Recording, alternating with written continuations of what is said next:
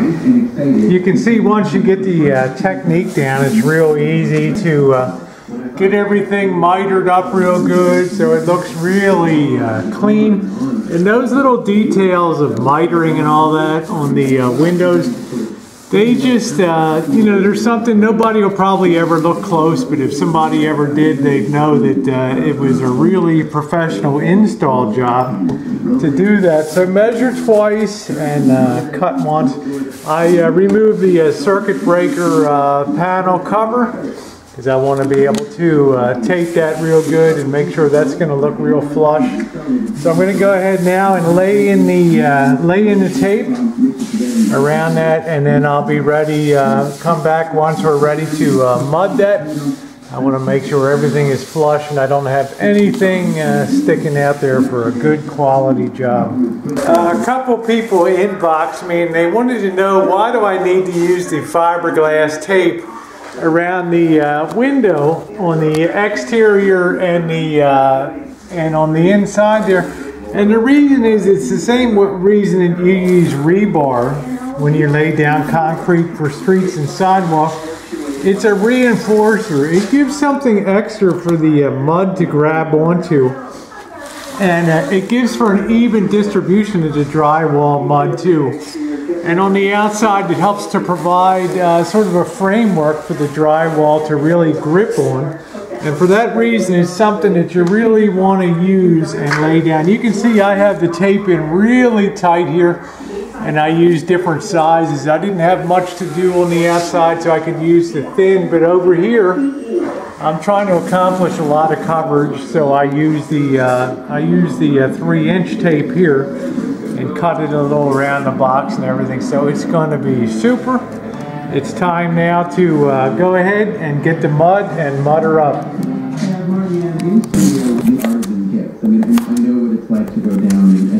Work it all down in there really good. Clean it up a little bit if you want. And that's awesome. And then later we'll come back, and as you see, well, I'll put a little more on here.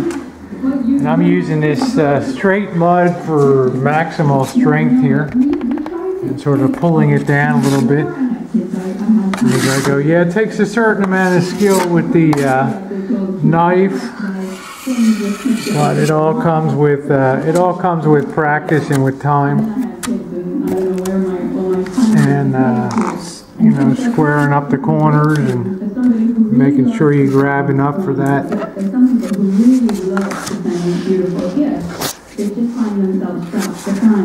And then we'll come back a little later, and we'll, when that dries, we'll clean that corner up and second coat it. And it's going to be delicious. And then we wrap it up beautifully and in a different way. The thing is making sure we get it pressed down good. You don't want to just lay it in there and then skim over top of it. You want to make sure that it's really down in the channel there, because it'll set real good in the tape. Now we can just go along and just skim over the top there for the first coat. Might be a little low spot. Just come back and put a little mud in that, and then re-skimming on top. And we'll just fill that right up and level that. So that's the inside is done, first coat. Now I'm going to go ahead and hit the exterior, and then move on to our last window over there, the big picture window. Okay.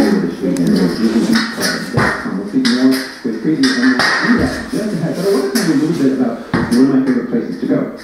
It's Sonoma Valley. Well, you know, I was there last weekend. I hanging out, lunching, and we had great feast. And one of these things, when you get into a feast situation like that, is that you realize that there are all these shops, like 14, 15 shops, and 14, 15 winemakers, and there are all the producers as well. You look around the room and you think, there's this great community spirit here.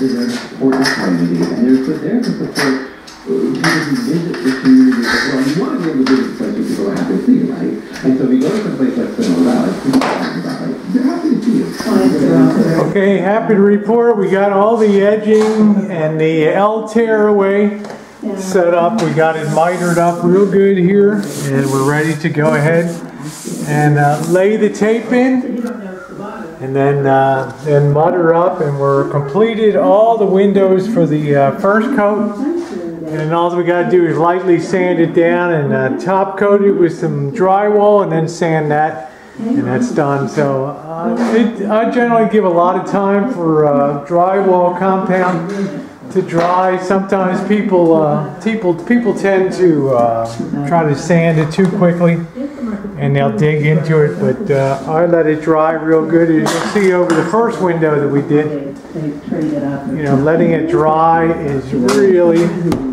good, and then top coated it sands well, and it's easy to fill.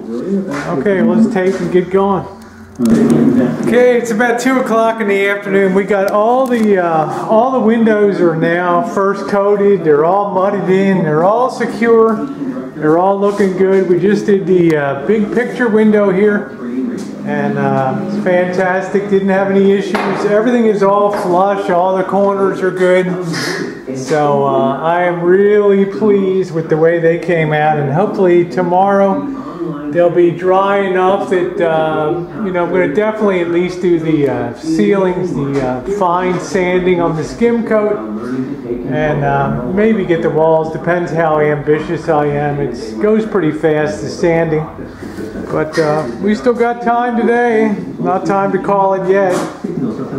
Come in, look around here. I still got to remove, I'm going to leave this panel out so I can put some blocking in here in the bathroom. I need blocking to support the sink really well. I just can't use the studs, the verticals there. I need some horizontal blocking too. And I probably want to try to, that's going to be a difficult piece to fit in once I have the shower pan installed and all that. So I probably want to go ahead and put some blocking up there now, enough that I can get the sheetrock. You can see on the sides over here I'm going to need some blocking. I have nothing to nail onto here and over here, so I need to definitely put some blocking up there. So the day continues. Always wear your safety glasses, no screwing around, especially when you're using a big power saw.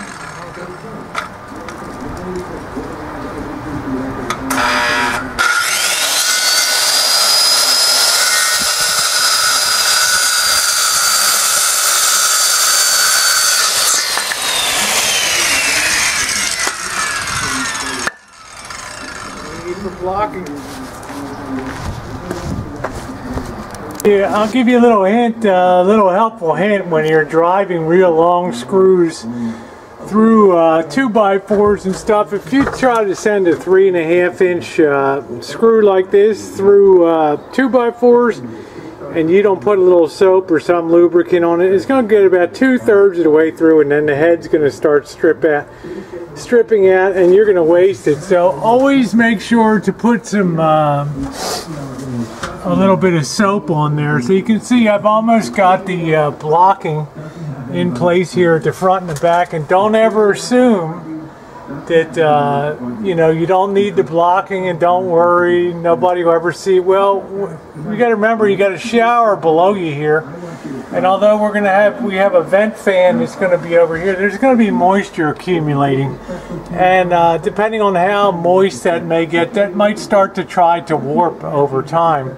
So we want to make sure that the edges are secured down all the way around. So I'm going to pop one more screw up here to catch this top blocking, and then I think we're ready to measure for the drywall piece in here. Okay, yeah, and just like that, we got a really well secured angle piece of drywall. That thing is in there. That's not going to go anywhere. Even if moisture should hit it, it's not going to buckle. It's not going to move at all, and it's going to give a real nice joint on this leading edge here. Then Monday when I go to do the Monday evening when I go to do the plumbing on this, it should be really really easy to finish in the rest of the drywall. I still have drywall sheets here, so I think now I will go ahead and catch some of these little weird angles that still have to be done up here. And yeah, so I'm going to have to remove this to catch this vanity light sockets. Okay. One thing I've learned through a lot of years of experience renovating and working construction growing up was that you really got to think ahead. Like, this is going to be the shower stall, right? So when you're done taking your shower, you want to open the shower curtain. Well, you want to make sure you have a towel. You know, you can grab a towel to dry off. So I need to put some extra blocking up here to make sure I've got a decent height for a towel rack. You don't want it too low. So I put it here. I judge that's a pretty good place for it with some extra slack. So it should be pretty easy to mount a towel rack here with the extra blocking I'm adding. And I'm always trying to think ahead for other things that I need. Like, once I take this panel off over here, this sheet of drywall, I'm going to have to also make sure to put some blocking, extra lateral blocking for the sink. So just always pays to think ahead.